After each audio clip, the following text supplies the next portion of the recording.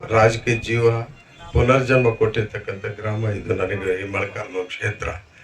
ನಾನು ರಾಜಕೀಯದಲ್ಲೇ ನನ್ನ ಜೀರೋ ಅವತ್ತೇ ನಮ್ಮ ಬಾಲರಾಜ್ ಅವರು, ನಮ್ಮ ಸೂರಣ್ಣ, ಪ್ರಭು, ನಮ್ಮ ಬಂಡೆಕಪ್ಪಲಿ, ಓಬಣ್ಣ, ಮಹಾದೇವಪ್ಪರು, ನಮ್ಮ ತಿಪ್ಪೇಸ್ವಾಮಿ, ಇಂಥವರೆಲ್ಲ ಹಿರಿಯರೆಲ್ಲ ಸೇರಿ ಅವತ್ತು ನನಗೆ ತೆಕ್ಕೆಗೆ ಹಾಕ್ಕೊಂಡು 94ರಲ್ಲಿ ಸೋತರು ಕೂಡ ಅವತ್ತಿಂದ ಇಟ್ಕೊಂಡೇ ಓಡಾಡಿದ್ದು. ಮತ್ತು 97ರಲ್ಲಿ ಈ ಜಯೇಶ್ ಪಟೇಲ್ ಸರ್ಕಾರದಲ್ಲಿ ವಿರುದ್ಧವಾಗಿ ನಿಂತು ಕೂಡ ಹೋರಾಟ ಮಾಡಿ ಅವತ್ತು ಗೆಲ್ತಕ್ಕಂಥ ಕೆಲಸ ಅವತ್ತು ಮಾಡಿದ್ರು. ಅವತ್ತು ಕೊಟ್ಟಿರ್ತಕ್ಕಂಥ ಜನ್ಮ್ಯಾಕ ನಮಗೂ ವಯಸ್ಸು ಆಯ್ತು. ಹೋಯ್ತು ಬಳ್ಳಾರಿಯಲ್ಲಿ ದುಡಿದೆ. ಮೊಳಕಾಲ್ಮೂರಲ್ಲಿ ಇದ್ದಂಥ ಸಂದರ್ಭದಲ್ಲಿ ನಮಗೇನು ಅವಕಾಶಗಳು ಸಿಗಲಿಲ್ಲ ಹೆಚ್ಚಾಗಿ ಊರನ್ನ ಡೆವಲಪ್ಮೆಂಟ್ ಮಾಡೋದಕ್ಕೆ. ಈಗ ಕೂಡ್ಲಿಕ್ಕೆ ಹೋದೆ, ಅವಕಾಶಗಳು ಸಿಕ್ಕು ಮಾಡು. ಈಗೇನಾದ್ರು ಸರ್ಕಾರ ಉದ್ಧಾರ ಆಗ್ತಾ ಇದೆ, ದುಡ್ಡುಗಳು ಹೆಚ್ಚಾಗಿ ಕೊಡ್ತಾ ಇದ್ದಾರೆ, ಅನುದಾನಗಳು ಬಳಕೆ ಮಾಡಿಕೊಂಡು ಇಲ್ಲಿ ಕೂಡ ನೀರಾವರಿ ಯೋಜನೆಗಳು ಅತಿ ಹೆಚ್ಚಾಗಿ ಇಲ್ಲಿ ಮಾಡಬೇಕು ಅನ್ನೋ ಮಹದಾಶೆಯಿಂದ ಇಲ್ಲಿಗೆ ಬಂದೆ ನಾನು. ಯಾಕಂದರೆ ಇಲ್ಲಿ ಕೊಟ್ಟಿರ್ತಕ್ಕಂಥ ಪುನರ್ಜನ್ಮ, ಇಲ್ಲಿ ಕೊಟ್ಟಿರ್ತಕ್ಕಂಥ ರಾಜಕೀಯ ಜೀವನನ ಈ ಕೊನೆಯ ದಿನಗಳಲ್ಲಿ ಏನಾದರೂ ಅಕಸ್ಮಾತ್ ನನಗೆ ಅನಿಸಿದ್ರೆ ಇಲ್ಲೇ ಮುಗಿಸ್ಬೇಕು ಅನ್ನೋ ಕಾರಣದಿಂದ ನಾನು ಇಲ್ಲಿ ವಾಪಸ್ ಬಂದೆ. ಕೊನೆಯ ದಿನಗಳಲ್ಲಿ ನನಗೆ ಯಾರು ಕೂಡ ಈ ಭಾಗದ ಜನ ನನಗೆ ಅನ್ಯಾಯ ಮಾಡದಲ್ಲೇ ಕೈ ಹಿಡಿದು ಮತ್ತೆ ನನ್ನ ಕೈ ಹಿಡಿದ್ಬಿಟ್ಟು ಮತ್ತೆ ವಿಧಾನಸೌಧ ಕೊಡಿಸ್ತಕ್ಕಂಥ ಕೆಲಸ ಇಲ್ಲಿ ಮಾಡಿದರು. ಅದು ಮೂಲ ಉದ್ದೇಶ. ನಾನು ಬಂದಿದ್ದು MLA ಆಗಬೇಕು ಅಂತಂದ. ಅವಕಾಶಗಳು ಸಿಕ್ಕುತ್ತೆ, ಮಂತ್ರಿಗಿಂತ ಆಗ್ತೀನಿ, ಹೆಚ್ಚಿನ ಸಂಪನ್ಮೂಲ ಸದ್ಬಳಕೆ ಮಾಡ್ಕೊಳ್ಳೋಣ, ಕೊಡ್ತಕ್ಕಂಥ ಅನುದಾನ ಹೆಚ್ಚಿಗೆ ಪಡೆದ್ಬಿಟ್ಟು ಇಲ್ಲಿ ಕೆಲಸ ಮಾಡ್ತಕ್ಕಂಥ ಕೆಲಸ ನಾವು ಮಾಡೋಣ ಅಂತ ಹೇಳ್ಬಿಟ್ಟು ಆಸೆಯಿಂದ ನಾವು ಮಾಡಿದ್ವಿ. ಆ ಒಂದೇ ಒಂದು ಹಿನ್ನೆಲೆಯಿಂದ ಮಾತ್ರ ನಾವು ಮಂತ್ರಿಗಿರಿ ಕೊಟ್ರಿ ಅಂತ ಕೇಳ್ತಿದ್ವಲ್ಲ. ನಾನು ಕೂಡ ಮಂತ್ರಿಗಿರಿ ಆಗಿಬಿಟ್ಟು ಎಲ್ಲರ ಹತ್ರ ಭಾರಿ ದೊಡ್ಡದಾಗಿ ಅನ್ಸ್ಕೊಂಡ್ಬಿಟ್ಟು ಸಾವಿರಾರು ಜನ ನಿಂಬಾಲಕರು ಮಾಡಿ ಏನು ಭಾರಿ ಪರಾಕ್ರಮ ಮಾಡಿಬಿಟ್ಟು ದೊಡ್ಡ ದೊಡ್ಡ ಕಾರ್ಯಕ್ರಮಗಳೆಲ್ಲ ಪಾಲ್ಗೊಳ್ಬೇಕು ಅನ್ನೋ ಆಸೆ ನನಗಿಲ್ಲ. ನಮಗೇನು ಆ ಪರ್ವತ ನೀರಿನಿಂದ ಇಲ್ಲಿ ಬರ್ತಕ್ಕಂಥ ನೀರು ನಾವು 96ರಲ್ಲಿ 97ರಲ್ಲಿ ಪಾದಯಾತ್ರೆ ಮಾಡಿ ನಾವಿಲ್ಲಿ ನೀರಿನ ಪ್ರಯತ್ನ ಮಾಡಿರ್ತಕ್ಕಂಥ ರಾಂಪುರದಿಂದ ಪಾದಯಾತ್ರೆ ಮಾಡಿದ್ವಿ ನಾವು. ಅಲ್ಲಿ ಚಿತ್ರದುರ್ಗದವರೆಗೂ ಪಾದಯಾತ್ರೆ ಮಾಡಿ ಅವತ್ತು ಅಪರ್ಭದ್ರದ ಪ್ರಶ್ನೆ ಕೂಗು ಬಂತು. ಅವೆಲ್ಲ ಚರಿತ್ರೆಗಳು SM ಕೃಷ್ಣ ಅವ್ರು ಬಂದರು, HK ಪಟೇಲ್ರು ಬಂದರು, ಆಮೇಲೆ ಏನಾಯ್ತು ಈಶ್ವರಪ್ಪರಾದರು, ಅವೆಲ್ಲ ಮುಂದುವರೆದಂಥ ದಿನಗಳಾಗೋದು. ಹೀಗಾಗಿ ಈಗ ಅಪರ್ಭದ್ರ ನೀರು ಈಗ ತಗೊಳ್ಳೋಂಥ ಪರಿಸ್ಥಿತಿ ಹತ್ತತ್ರದಲ್ಲಿ ಇದ್ದಾವೆ. ಈಗಾಗಲೇ ನಮ್ಮದು ಈ ಗೋಣೂರು ಹತ್ತಿರದಲ್ಲಿ ಈಗಾಗಲೇ ಮೊನ್ನೆ ಶಂಕುಸ್ಥಾಪನೆ ಮಾಡಿ ಅದನ್ನೆಲ್ಲ ನೀರು ತರ್ತಕ್ಕಂಥ ಕೆಲಸಗಳು ಕೂಡ ಆಗ್ತಾ ಇದೆ.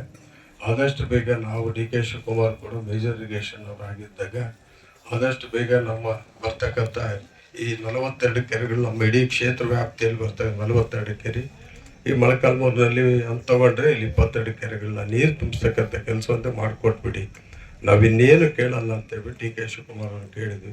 ಪ್ರೋಗ್ರಾಮು ಚಾಕೋಯ್ಟ್ ಮಾಡಿದ್ರೆ ಸದ್ಯಕ್ಕೆ ಇಷ್ಟು ಬರಲ್ಲಯ್ಯ, ನೀನು ಯಾವುದಾದ್ರು ಇಂಪಾರ್ಟೆಂಟ್ ಒಂದು ದೊಡ್ಡ ಪ್ರಾಜೆಕ್ಟ್ ಹೇಳಿದ್ರೆ ಮಾಡಿಕೊಡ್ತೀನಿ ಅಂತೇಳಿ ಅಲ್ಲಿ ಮೈಲಹಳ್ಳಿ ಹತ್ತಿರ ಗುಡಿಹಳ್ಳಿ ಗ್ರಾಮದ ಹತ್ರ ಸುಮಾರು ಒಂದು 35 ಕೋಟಿ ರೂಪಾಯಿ ದುಡ್ಡು ಪ್ರಾಜೆಕ್ಟು ವೇದಾವತಿ ನದಿಗೆ ಅಡ್ಡಲಾಗಿ ನಾವು ಡ್ಯಾಮ್ ಕಟ್ಟಿದರೆ ಸುಮಾರು ಆಂಧ್ರಕ್ಕೆ ಹೋಗ್ತಕ್ಕಂಥ ನೀರನ್ನ ತಡೆಗಟ್ಟಿದ್ರೆ ಆ ಭಾಗದಲ್ಲಿ ಇರ್ತಕ್ಕಂಥ ನೀರು ಅನುಕೂಲ ಆಗುತ್ತೆ ಅಂತೇಳಿ ಅಂದ್ಕೊಂಡ್ವಿ.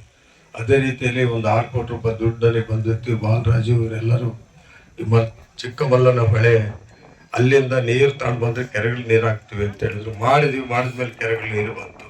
ಈಗ ಹಿಂಗಾಗಿ ಈಗ ಚಡ್ಡಾವಳಿ ಹೆಚ್ಚಿನ ಆದ್ಯತೆ ನಾವು ಕೊಟ್ಕೊಂಡು ಇಲ್ಲಿ ಮಾಡ್ತಾನೆ. ಒಂದು ವೇಳೆ ಅಪರ್ಭದ್ರ ನೀರು ತೊಂದರೆ ಕೊಟ್ಟರು ಕೂಡ ಈ ನಾವು ಮಾಡ್ತಕ್ಕಂಥ ನೀರಾವರಿ ಯೋಜನೆಗಳು ಅನುಕೂಲ ಆಗುತ್ತೆ ಅಂತ ಹೇಳ್ಬಿಟ್ಟು ಅದಕ್ಕೆ ಹೆಚ್ಚಿನ ಒತ್ತು ನಾನು ಕೊಟ್ಕೊಂಡು ಹೋಗ್ತಾ ಇದ್ದೀನಿ. ನನ್ನ ಕೈಲಾದಷ್ಟು ನಾನು ಮಾಡ್ತಾ ಇದ್ದೀನಿ, ನನ್ನ ಕೆಲಸ ನಿಯತ್ತಾಗಿ ಮಾಡ್ತಾ ಇದ್ದೀನಿ.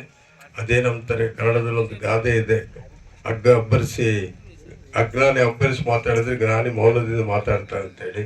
ಬೇರೆಯವರೆಲ್ಲ ಸ್ವಾಮಿ ಮಠಗಳನ್ನ 20-30 ಜನ ಕರೆಸಿಬಿಟ್ಟು ಅವ್ರನ್ನ ಕರೆಸಿ ಇವ್ರನ್ನ ಕರೆಸಿ ನಾವು ಟವಲ್ಗಳು ಹಾಕ್ಕೊಂಡು ವಾಶ್ ಕೋಟ್ಗಳು ಹಾಕ್ಕೊಂಡು ಅನ್ನಾಡಿಸ್ಕೊಂಡು ನಾನು ಬಡಿವಾರ ಬೆಳೋದಕ್ಕೆ ನನ್ನ ಜೀವನದಲ್ಲಿ ನನ್ನ ಕೈಲಿ ಆಗಲ್ಲ.